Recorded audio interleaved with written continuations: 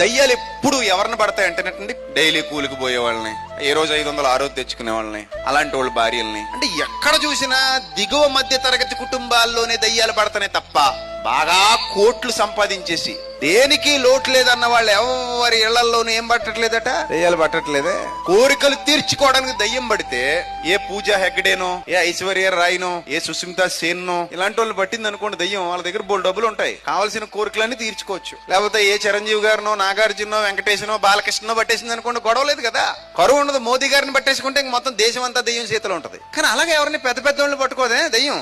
మరి ఎవరిని? పసుపు నీళ్లు తాగే బ్యాచ్ నే పట్టుకుంటాయి. మరి ఏందో అది కదా. దీన్ని బట్టి అయినా మనకు అర్థం కావాలి, ఇదంతా ట్రాష్, ఇదంతా మోసం, బలహీనుల బలహీనతలను క్యాష్ చేసుకోవడం తప్పితే ఏమీ లేదు. ఇదంతా నువ్వు నమ్ముతున్న కొలది నీ చుట్టూ కనబడుతున్న అబద్ధాలు ఒక వలయాల్లాగా ఆక్రమిస్తాయి. ఆ వలయాలే నీకు నిజాలన్నంతగా భ్రమకు గురి చేస్తాయి.